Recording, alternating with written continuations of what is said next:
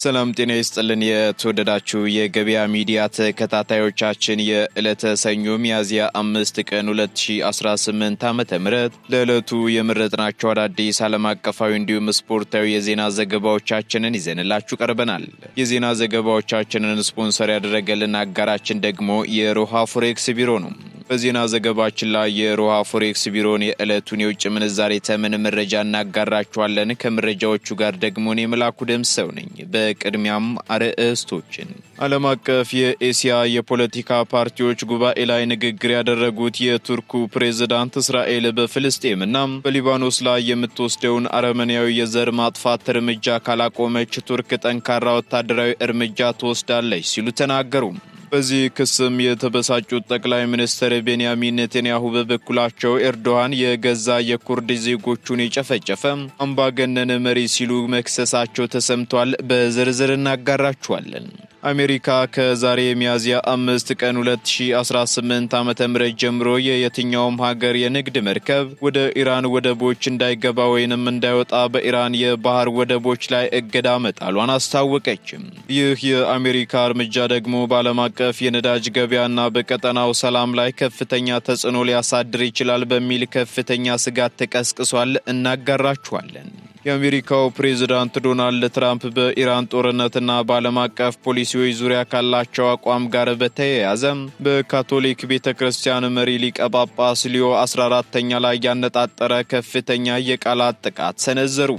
በሌላ በኩል ፕሬዝዳንቱ በእስላማባድ ሲካሄድ የነበረው የሰላም ንግግር ያለ ውጤት መቋረጡን ተከትሎ በኢራን ላይ አዲስ ወታደራዊ ጥቃት ለመሰንዘር የአሜሪካ የጦር መርከቦች ዘመናዊ የጦር መሳሪያዎችን ታጥቀው ዝግጁ እንዲሆኑ ትዕዛዝም ማስተላለፋቸው ተነግሯል።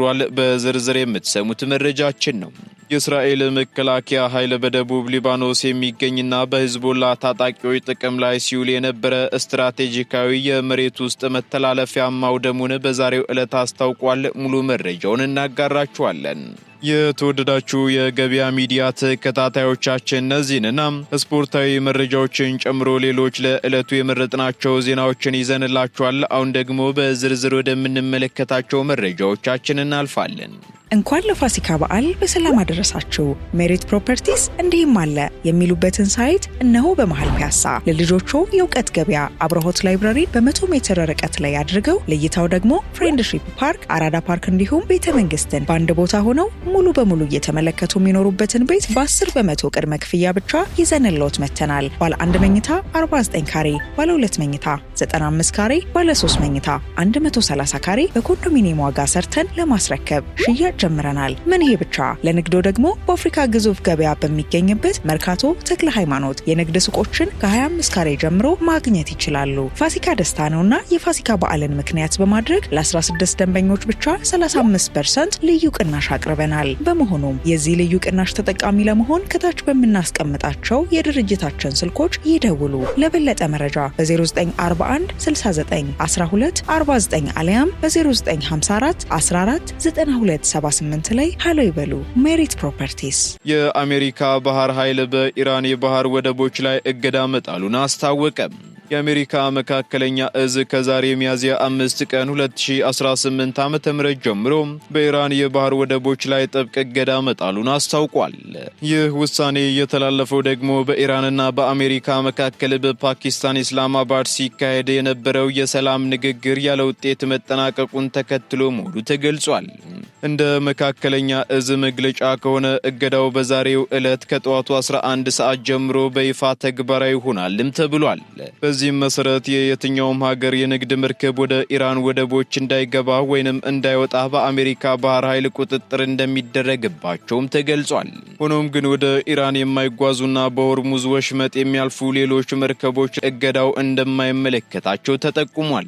ፕሬዝዳንት ዶናልድ ትራምፕ በጉዳዩ ላይ በሰጡት መግለጫ ኢራን የኒውክሌር መርሃ ግብሯን ለማቆም ፈቃደኛ አለመሆኗንና በዓለም አቀፍ የንግድ መስመሮች ላይ ስጋት መፈጠሩን ለውሳኔው ምክንያት አድርገው አቀርበዋል ሲል ሲቢኤስ ኒውስ ዘግቧል። ፕሬዝዳንቱ አክለውም የአሜሪካ ባህር ኃይል በወሽመጡ ላይ የተጣሉ ፈንጂዎችን የማጽዳት ስራ እንደሚሰራም ገልጸዋል። ይህ የአሜሪካ እርምጃ ደግሞ በዓለም አቀፍ የነዳጅ ገበያና በቀጠናው ሰላም ላይ ከፍተኛ ተጽዕኖ ሊያሳድር እንደሚችል የፖለቲካ ተንታኞች ስጋታቸውን እየገለጹ ይገኛሉ። ኢራንም በበኩሏ ለሚሰነዘርባት ማንኛውም ወታደራዊ ጥቃት ምላሽ እንደምትሰጥ ቀደም ሲል ማስጠንቀቋ አይዘነጋም።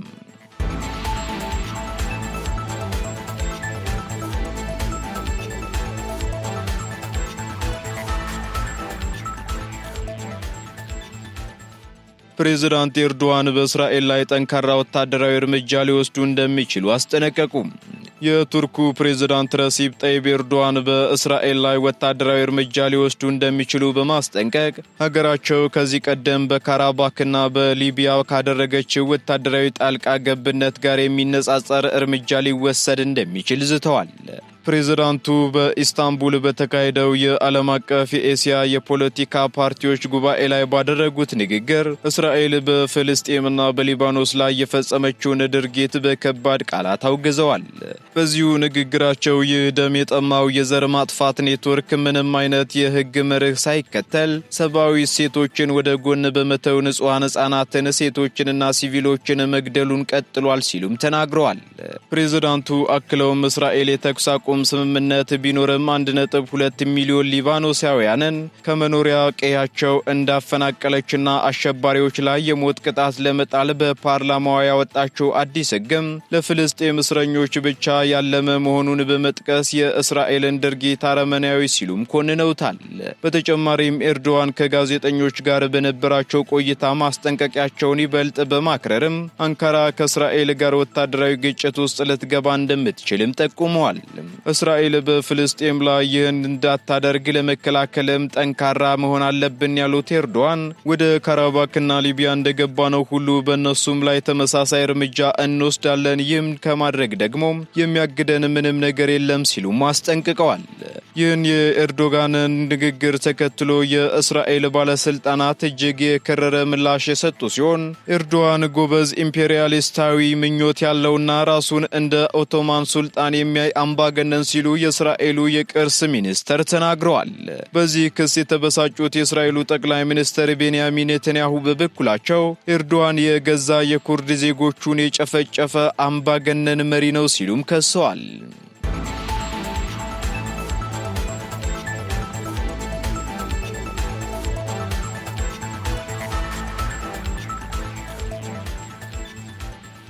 ፕሬዝዳንት ትራምፕ በኢራን ጦርነት ዙሪያ ያላቸውን አቋም በመቃወም በሊቀ ጳጳሱ ሊዮ 14ኛ ላይ ከፍተኛ ትችት ሰነዘሩ። የአሜሪካው ፕሬዝዳንት ዶናልድ ትራምፕ በኢራን ጦርነትና በዓለም አቀፍ ፖሊሲዎች ዙሪያ ካላቸው አቋም ጋር በተገናኘም በካቶሊኩ ቤተ ክርስቲያን መሪ ሊቀ ጳጳስ ሊዮ 14ኛ ላይ ያነጣጠረ የቃላት ጥቃት ሰንዝረዋል። ፕሬዝዳንቱ መሪውን የእሳቸው ደጋፊ እንዳልሆኑ ከመግለጻቸውም በላይ በዓለም አቀፍ ፖሊሲዎች ዙሪያ ያላቸውን አካሄድም በጽኑ አውግዘዋል። ፕሬዝዳንት ዶናልድ ትራምፕ በትሩዝ ሶሻል ገጻቸው ላይ ባሰፈሩት መልእክት ሊቀ ጳጳሱ በኢራን ጉዳይ ላይ የያዙት የሰላም ጥሪ ለአሜሪካ ብሔራዊ ጥቅም ስጋት መሆኑን ገልጸዋል። በተጨማሪም ሊቀ ጳጳሱ በወንጀል ላይ ደካማ ናቸው ሲሉ የገለጹት ፕሬዝዳንት ትራምፕ ቤተ ክርስቲያኗ በፖለቲካ ውስጥ ጣልቃ ከመግባት ይልቅ በሃይማኖታዊ ተግባራት ላይ ማተኮር እንዳለባትም አሳስበዋል። በተለይም ሊቀ ጳጳሱ ለአክራሪ ግራ ዘመሞች ራዲካል ሌፍት ያደላሉ ሲሉ መወንጀላቸውንም የሲኤንኤን ዘገባ አመላክቷል። በሌላ በኩል የመጀመሪያው አሜሪካዊ ርዕሰ ሊቃነ ጳጳሳት የሆኑት ሊዮ 14ኛ በበኩላቸው በኢራንና በእስራኤል መካከል ያለው ግጭት በሰላማዊ መንገድ እንዲፈታ ጥሪ እያቀረቡም ይገኛሉ። ሊቀ ጳጳሱ ጦርነቱ ሁልጊዜም ሽንፈት ነው በሚል መሪ ቃል የዓለም ሀያላን ሀገራት ከመሳሪያ ይልቅ ወደ ውይይት ጠረጴዛ እንዲመጡም በተደጋጋሚ አሳስበዋል።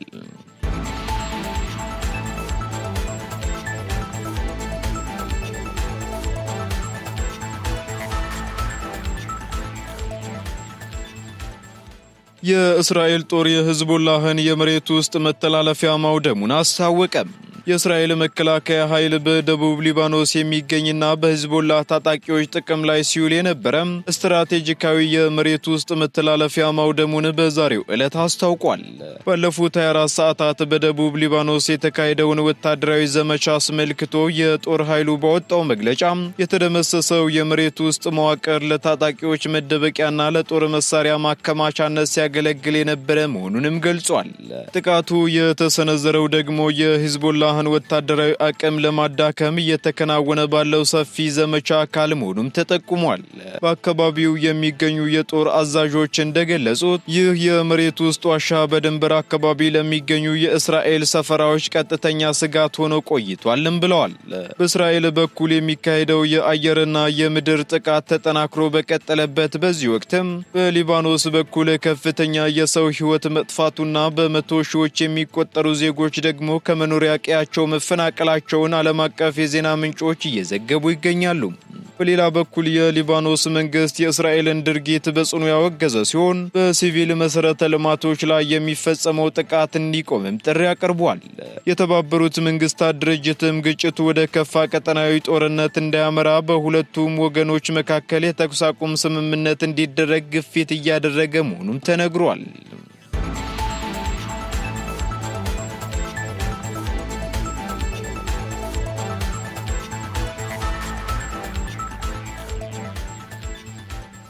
ፕሬዝዳንት ዶናልድ ትራምፕ በኢራን ላይ አዲስ ወታደራዊ ጥቃት ለመሰንዘር እያሰቡ መሆኑ ተገለጸ። በፓኪስታን ዋና ከተማ እስላማባድ ሲካሄድ የነበረው የአሜሪካና የኢራን የሰላም ንግግር ያለ ውጤት መቋረጡን ተከትሎ ፕሬዝዳንት ዶናልድ ትራምፕ በኢራን ላይ አዲስ ወታደራዊ ጥቃት ለመሰንዘር እያሰቡ መሆኑን አስታውቀዋል።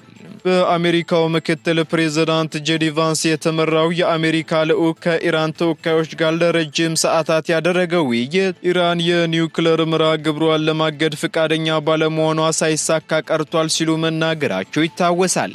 ይህንን ተከትሎም ፕሬዝዳንት ዶናልድ ትራምፕ የአሜሪካ የጦር መርከቦች ዘመናዊ የጦር መሳሪያዎችን ታጥቀው ዝግጁ እንዲሆኑ ትዕዛዝ መስጠታቸው ተነግሯል። ፕሬዝዳንቱ በሰጡት መግለጫ የኢራን የውሃ ማጣሪያ ጣቢያዎችና የኤሌክትሪክ ማመንጫዎች ዋነኛ የጥቃት ኢላማዎች ሊሆኑ እንደሚችሉ ጠቁመው ከወታደራዊ እርምጃው በተጨማሪም በሆርሙዝ ወሽመጥ በኩል የባህር ላይ እገዳ መጣሉንም ገልጸዋል። ኢራን በበኩሏ ይህን የአሜሪካን ማስጠንቀቂያ የማይረባ ማስጠንቀቂያ ስትል ያጣጣለች ሲሆን የሆርሙዝ ወሽመጥ አሁንም በራሷ ቁጥጥር ስር መሆኑን አረጋግጣለች። ይህ እየተባባሰ የመጣው ውጥረት በዓለም አቀፍ የነዳጅ ገበያና ቀጠናዊ ሰላም ላይ ከፍተኛ ስጋት መፍጠሩ ተነግሯል።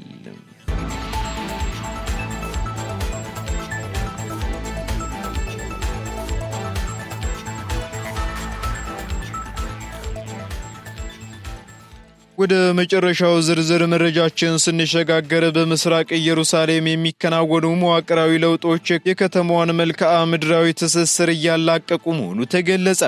በምስራቅ ኢየሩሳሌምና በዙሪያዋ ባሉ አካባቢዎች የሚተገበሩ የመሬት አጠቃቀምና የመሰረተ ልማት ለውጦች የከተማዋን ነባር ይዘት በመቀየር ረገድ ከፍተኛ ተጽዕኖ እያሳደሩ መሆኑ ተመላክቷል። በአካባቢው እየታዩ ያሉ ተለዋዋጭ ሁኔታዎችን አስመልክቶ በወጣው መረጃ መሰረት በምስራቅ ኢየሩሳሌም የሚከናወኑ የሰፈር ማስፋፊያዎች፣ የደህንነት ግድግዳዎችና ልዩ ልዩ የመንገድ ግንባታዎች ነዋሪዎች ከከተማ ማዕከል ጋር ያላቸውን ግንኙነት እንዲያጡ በማድረግ የቦታ መገለልን እየፈጠሩ ይገኛሉ መባሉን ሚድል ኢስት ሞኒተር ዘግቧል። ይህ የቦታ መገለል ሂደት በተለይም ፍልስጤማውያን የሚኖሩባቸውን መንደሮች እርስ በርስ ከመነጣጠሉም በላይ በአንድ ወቅት የተሳሰረ የነበረውን ማህበራዊና ኢኮኖሚያዊ ትስስር እየበጣጠሰ እንደሚገኝም ተመላክቷል። በተጨማሪም የከተማዋን መዋቅር ለመከፋፈል የሚከናወኑ የጂኦግራፊያዊ ዳግም ቀረጻ ተግባራት በነዋሪዎች የዕለት ተዕለት እንቅስቃሴና በመሬት ባለቤትነት መብት ላይ ተጽዕኖ እያሳደረ መሆኑም ተጠቁሟል። ይህም ደግሞ አካባቢው የተቀናጀ የከተማ ማዕከል ከመሆኑ ይልቅ ወደ ተለያዩና ግንኙነታቸው ወደ ተገደበ ትናንሽ መንደሮች እንዲቀየር እያደረገው መሆኑንም በዘገባው ላይ ተብራርቷል።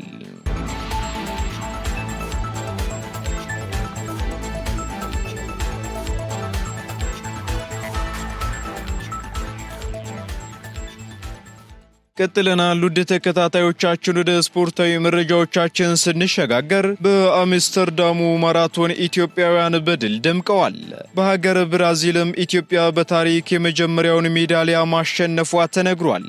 በእግር ኳሱም ቢሆን ደቡብ ሱዳንን ድል አድርጋለች። በተጨማሪም የ27ኛ ሳምንት የሲቢኢ የኢትዮጵያ ፕሪሚየር ሊግ ዛሬ ይመለሳል። የዕለቱ የአውሮፓ ሊግ የዛሬ መርሃ ግብሮችና የትላንት ውጤቶችን ጨምሮ ደግሞ ሌሎች ስፖርታዊ መረጃዎችን መኮንን አለሙ አዘጋጅቷቸዋል። ተከታትለን እንመለስ። አመሰግናለሁ መላኩ። እንደምን ውላችኋል ውድ የገበያ ሚዲያ ቤተሰቦቻችን፣ የሰዓቱን ዜናዎች ይዤላችሁ ቀርቤያለሁ። በቅድሚያም የሀገር ውስጥ ኢትዮጵያ ደቡብ ሱዳንን ድል አድርጋለች። የኢትዮጵያ ከ17 ዓመት በታች ሴቶች ብሔራዊ ቡድን ከደቡብ ሱዳን ጋር ያደረገውን የዓለም ዋንጫ ማጣሪያ የመጀመሪያ ዙር የመጀመሪያ ጨዋታ 2-0 አሸንፏል። ለኢትዮጵያ የማሸነፊያ ግቦችን ቤተልሔም ግዛቸውና ምህረት አየለ አስቆጥረዋል። የመልሱ ጨዋታ እሁድ ሚያዝያ 11 2018 ዓ.ም በአዲስ አበባ በቢቂላ ስቴዲየም ላይ ይከናወናል። ኢትዮጵያ በታሪክ የመጀመሪያውን ሜዳሊያ ማግኘት ችላለች። በብራዚል በተካሄደው ዓለም አቀፍ የእርምጃ ውድድር ሀገራችን ኢትዮጵያ በታሪክ የመጀመሪያውን ሜዳሊያ አግኝታለች። በዓለም አትሌቲክስ የእርምጃ የቡድን ሻምፒዮና ምስጋናው ዋቁማ በወንዶች ግማሽ ማራቶን የብር ሜዳሊያ አሳክቷል። አትሌት ምስጋናው ዋቁማ በኢትዮጵያ የእርምጃ ውድድሮች ተሳትፎ ታሪክ የመጀመሪያውን የዓለም አቀፍ ውድድር ሜዳሊያ ድል ነው ማስመዝገብ የቻለው። የብር ሜዳሊያው በአፍሪካ ደረጃ እስካሁን የተመዘገበው ከፍተኛ የእርምጃ ውድድር ስኬት ሆኗል። ከዚህ ቀደም በውድድሩ ትልቁ የአፍሪካ ስኬት የነበረው ኬንያዊው አትሌት ሳሙኤል ጋቲምባ ያስመዘገበው የነሐስ ሜዳሊያ ነበር። የሮተርዳም የ2026 ማራቶን በኢትዮጵያውያን ሴት አትሌቶች ፍጹም የበላይነት ተጠናቋል። በውድድሩ ታሪክ የሰራችው መቅደስ ሽመልስ ያስመዘገበችው ሰዓትም የዓለምን ትኩረት ስቧል። አትሌት መቅደስ ሽመልስ ውድድሩን 2 ሰዓት ከ18 ደቂቃ ከ56 ሰከንድ በሆነ ሰዓት በማጠናቀቅ የውድድሩን የሰዓት ሪከርድ መስበር ችላለች። ሌላኛዋ ኢትዮጵያዊት አሚነት አህመድ በበኩሏ አስደናቂ ፉክክር በማድረግ 2 ሰዓት ከ21 ደቂቃ ከ25 ሰከንድ በመግባት ሁለተኛ ስትወጣ ለባህሬን እየሮጠች ያለችው ትውልደ ኢትዮጵያዊቷ ሽታዬ እሸቴ ሶስተኛ በመውጣት የነሐስ ሜዳሊያ ማግኘት ችላለች። ወደ እግር ኳሱ 27ኛ ሳምንት የሲቢኤ ኢትዮጵያ ፕሪሚየር ሊግ ዛሬ በሚደረጉ 4 ጨዋታዎች ይጀምራል። ሸገር ከተማ ከነገሌ አርሲ 7 ሰዓት ላይ እንዲሁም አርባ ምንጭ ከተማ ከቅዱስ ጊዮርጊስ 10 ሰዓት ላይ በአበበ ቢቂላ ስቴዲየም ሲጫወቱ፣ መቀለ ሰባ እንደርታ ከወልዋሎ አዲግራት ዩኒቨርሲቲ 9 ሰዓት ላይ፣ ሐዋሳ ከተማ ደግሞ ከምድረገነት ሽረ 12 ሰዓት ላይ በሐዋሳ ዩኒቨርሲቲ ስቴዲየም ይጫወታሉ። በ32ኛ ሳምንት የእንግሊዝ ፕሪሚየር ሊግ መርሃ ግብር ማንቸስተር ዩናይትድ በኦልድ ትራፎርድ ምሽት 4 ሰዓት ላይ ሊድስ ዩናይትድን ያስተናግዳል። ሊጉ ለሀገራት ጨዋታ ከመቋረጡ በፊት የመጨረሻ መርሃ ግብሩን ከበርንማውዝ ጋር አድርጎ 2-2 በሆነ ውጤት ያጠናቀቀው ማንቸስተር ዩናይትድ ከ4 ቀናት በኋላ ወደ ሜዳ ይገባል። ያለፉትን 5 ተከታታይ ጨዋታዎች በሊጉ ማሸነፍ ያልቻለው ተጋጣሚው ሊድስ ዩናይትድ በበኩሉ ወደ አሸናፊነት ለመምጣት ብርቱ ፉክክር ያደርጋል ተብሎ ይጠበቃል። ሁለቱ ቡድኖች እርስ በርስ ካደረጓቸው ያለፉት 5 ጨዋታዎች ማንቸስተር ዩናይትድ 2ቱን ሲያሸንፍ በ3ቱ አቻ ተለያይተዋል። ትላንት በተደረጉ የተወዳጁ የእንግሊዝ ፕሪሚየር ሊግ ጨዋታዎች ክሪስታል ፓላስ 2-1 በሆነ ውጤት ኒውካስትል ዩናይትድን ሲያሸንፍ፣ ኖቲንጋም ፎረስት ከአስቶን ቪላ 1 አቻ ተለያይተዋል። ሰንደርላንድ በበኩሉ ከ18 ዓመታት በኋላ ወራጅ ቀጠና የገባውንና ሮበርት ዲዘርቢን አዲስ አሰልጣኝ አድርጎ የሾመውን ቶተናም ሆስፐርን አስተናግዶ 1-0 አሸንፏል። ዋንጫ ለማንሳትና የሻምፒዮንስ ሊግ ቦታ ለማግኘት በሚደረግ ትንቅንቅ ውስጥ የገቡትን ቼልሲንና ማንቸስተር ሲቲን ያገናኘው የሳምንቱ ተጠባቂ ጨዋታ በውሃ ሰማያዊዎቹ አሸናፊነት ተጠናቋል። ማንቸስተር ሲቲ ቼልሲን በሜዳውና በደጋፊው ፊት 3-0 በማሸነፍ የአርሰናል የዋንጫ ተስፋው ላይ ከፍተኛ ስጋት ደቅኗል። ሁለቱ የሊጉ ዋንጫ ተፎካካሪዎች ደግሞ ቀጣይ እሁድ ኢትሃድ ላይ እርስ በርስ ይፋለማሉ። ሊጉን አርሰናል በ7 ነጥብ እየመራው ሲሆን አንድ ቀሪ ጨዋታ ያለው ማንቸስተር ሲቲ በ6 ነጥቦች ዝቅ ብሎ በሁለተኛ ደረጃነት ይከተላል። ዛሬ ቀሪ ጨዋታዎችን የሚያደርገው ማንቸስተር ዩናይትድ በ55 ነጥብ 3ኛ እንዲሁም አስቶን ቪላ በተመሳሳይ 55 ነጥቦችን ይዞ በግብ ክፍያ አንሶ 4ኛ ደረጃ ላይ ተቀምጧል። የሰዓቱ ዜናዎች እነዚህ ይመስላሉ። መላኩ አመሰግናለሁ። መልካም ቀን።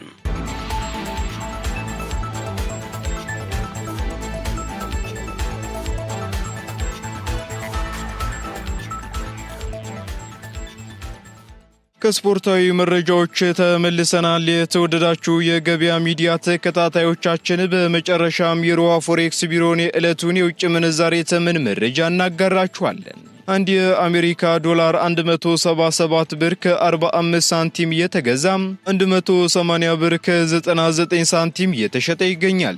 ፓውንድ ስተርሊንግ ደግሞ 230 ብር ከ70 ሳንቲም እየተገዛ 235 ብር ከ31 ሳንቲም እየተሸጠ ይገኛል። ዩሮ ደግሞ 200 ብር ከ55 ሳንቲም መግዣው ሲሆን መሸጫው ደግሞ 204 ብር ከ56 ሳንቲም ሆኗል። ስዊስ ፍራንክ እንዲሁ 219 ብር ከ65 ሳንቲም እየተገዛ 224 ብር ከ4 ሳንቲም እየተሸጠ ይገኛል። የተባበሩት አረብ ኤምሬት ድራም ደግሞ 47 ብር ከ45 ሳንቲም እየተገዛ 48 ብር ከ39 ሳንቲም እየተሸጠ ይገኛል።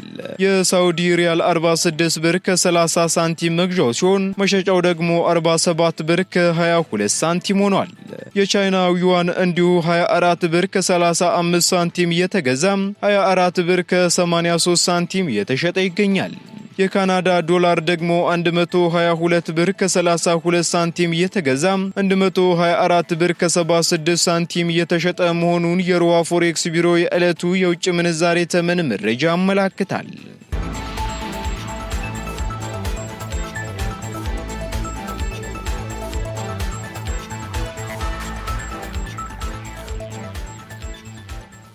የተወደዳችሁ የገበያ ሚዲያ ተከታታዮቻችን ለዕለቱ የመረጥናቸው ዜናዎቻችን እነዚህን ይመስሉ ነበር። እንዲሁም ስፖርታዊ መረጃዎችን ጨምሮ ሌሎች ኢኮኖሚያዊ፣ ማህበራዊና ፖለቲካዊ መረጃዎችን ለማግኘት ታዲያም የገበያ ሚዲያን እንድትወዳጁ እንጋብዛለን። ሰናይ ጊዜን ተመኘን። እንኳን ለፋሲካ በዓል በሰላም አደረሳችሁ።